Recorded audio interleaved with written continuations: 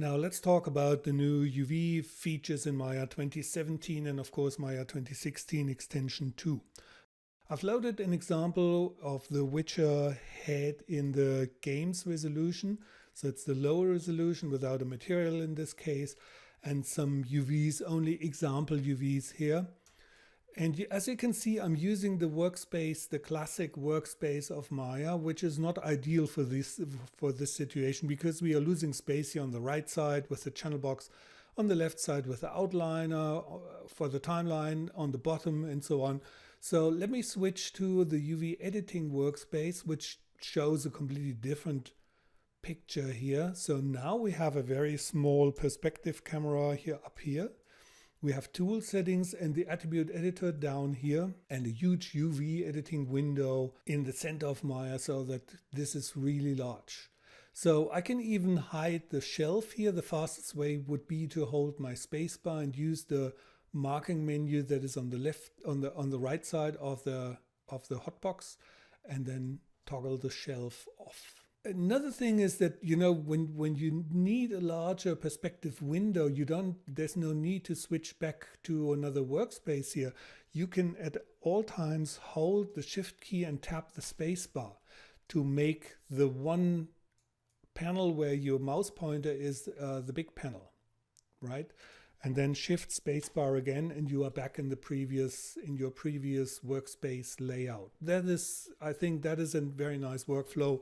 I can really live with that and give up my panel arrangements because these panel arrangements didn't allow me to do everything that I wanted. So one example here is, if I want a channel box, suddenly the channel box, when I open it, it shows up as a separate window. And if I don't want them, I can either dock it on the left side here, or I can drag it into my existing layout like so and say, okay, now the channel box is part of my whole workspace here, and it will be automatically saved. If you don't like that, you can always reset these factory workspaces to their saved settings. And another advantage here is that I can click on these tabs, for example, to hide the complete thing. And that way I can make a huge or a large perspective window and have my settings back in just a fraction of a second. So let's have a look at the new features in 2017 or 2016 extension 2. We have these shading options since a while to see where you have overlappings or which side of the UV shell you are looking at. So the red ones are seen from behind. We also have this stress view where you can see how much the polygons are compressed or stretched. So these shading options allow you to get more information of what we have here. These are obviously, so the UVs here are obviously deformed. We want to have them symmetrical. Symmetrical is something that people keep asking me since years. And now we have a very nice tool, a perfect solution actually. When you engage the symmetry tool, you get this black line here, and I can now use this brush here and simply draw over the model and make it symmetrical. So very simple solution. So how does it work? When you click, when you engage it, it asks you for a symmetry edge, and it will only work on topologically symmetrical objects. And this black line that we see can be moved around. So here in the tool settings, we see some settings. When you hold the control key and use the middle mouse button, you can shift this black line around. And it jumps, on the 10th of the UV tile. And this jumping can be turned off by setting this value to 0, the mirror axis increment. Now control and middle mouse button, and you can slide it back and forth however you want. And if you want to set it to a certain location, that's this setting over here. And I'll set this one here back to 0.1. Another way or another thing that I need to mention on the mirroring, you can at any time swap the sides. So you can do the symmetry over here and then just go over to the other side and do it over here as well. So that totally works as the easiest method. When I draw on one shell, it will not affect the neighboring shells. Look now, when I start here on the red one, it will still move a little bit, even though it was in the circle already of the other one. That is not an option over in this one here, but for example, for the grab tool, we have this option.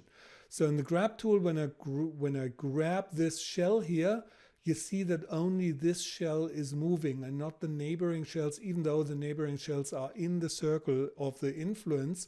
When I set this one here to volume, it will no longer look at the UV shells. It will just grab whatever is in the circle of influence of your brush. And that's it. So you can set it yourself. Surface volume or surface/volume will try to do it automatically to decide what to grab. And I think that's a very good default setting here. Also worth to mention is the fact that we can use all kinds of brushes to optimize. For example, I can use the optimize brush here to reduce the stress on this object further. And then with the right mouse button click, I can toggle back and forth. So I can engage the grab brush and then go back to my optimize tool with a single click on the right mouse button. So that's a very fast way of working. So the grab UV tools and the cut UV tools are always available.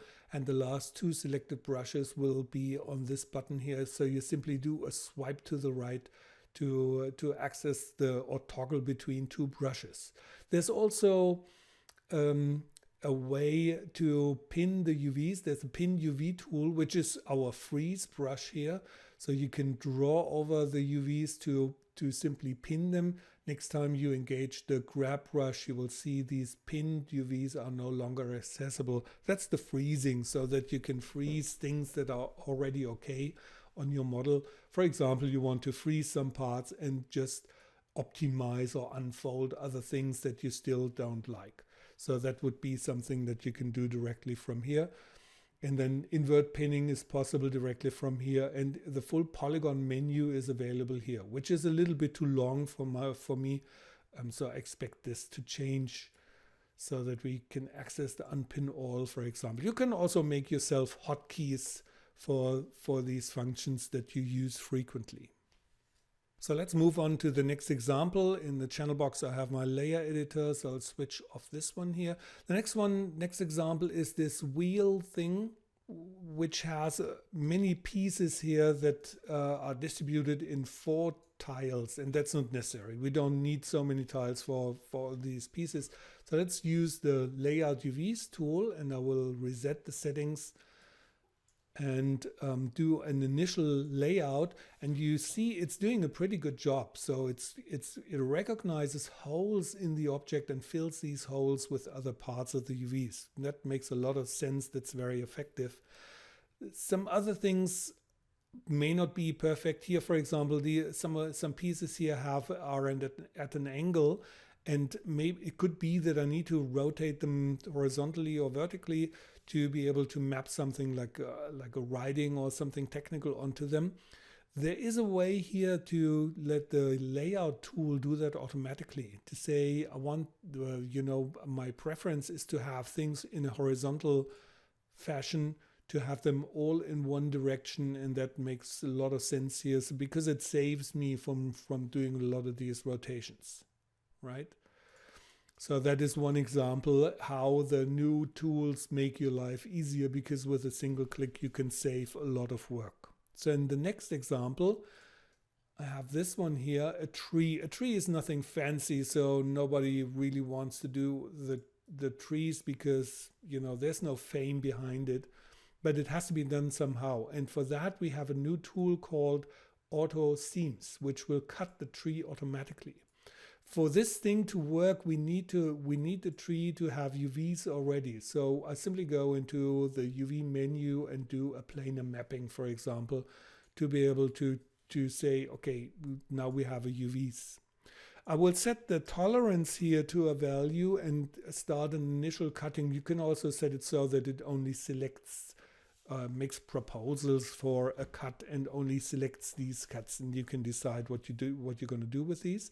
So I'll apply this, and it makes its cuts and selects them, and maybe I'll highlight the cuts, and you see here now these are the cuts. It has made one cut along the trunk, very smart, and along one of the roots, and for the rest I don't know. So let me grab the object and do an unfold, and you will see, whoa, this tool has cut my tree into one single piece. I would not be able to do that, even, especially not in in a few seconds. So that's pretty cool. It's not what I intended, because the trouble here is that some phases here in the middle of the tree are stressed a lot. So you can see this, these portions here on the trunk, on the branches are distorted. So we need to cut it a little bit further. But as an initial thing, this is pretty good. So let me increase this seam tolerance here and do the whole thing again. I can leave the cuts there, and then it will go through and make additional cuts. And now it cuts across the branches somehow. And yeah, let's see how that went, and do another unfold. And you see now, okay, now we have many pieces and the stress was reduced by a lot. So this is now okay. I can go on working with this. And even if I'm saying, okay, I need some additional cuts, the tools in Maya 2017 make it really easy for me. So for example, with my cut tool, I can just swipe across these branches, and you see, whoa, this is now a cut. And then I cut off all the pieces that I don't want to stick together, like these ones here, these ones here. Yeah, that's okay maybe. And maybe cut the big thing also. And I can double click on an edge loop, and it cuts across the whole object, which is very cool. So I'd really like this functionality. So let's go back to the selection tool, back into object mode, and we'll do the layouting again. So it's unfolded already. I don't need to unfold it again. I just start with the right mouse button click. I'll start the layout UVs options. So let's say we want to pre-rotate everything horizontally, and maybe for just this tree we don't need to use the full texture. So maybe the left half of the texture square of the tile is okay. You can also distribute things over many tiles horizontally and vertically. So let's lay out the UVs just in the left half of the UV space. So these options are available with the layout UVs function here, allow you to really define how what your UVs are going to look like. Also worth to mention, things like isolate select now in the UV view, so that you can hide things from here, very much like the components in the 3D view that you can hide, and by that clean up your working environment a little bit. So these were enhancements and news in the UV editing space. There's a lot of little things that have been improved, so it's really worth to go through the menus and have a closer look at all these options here and all these functions, especially, with the new environment in the workspaces. This makes a lot of sense to me to get a proper workflow in the UVs.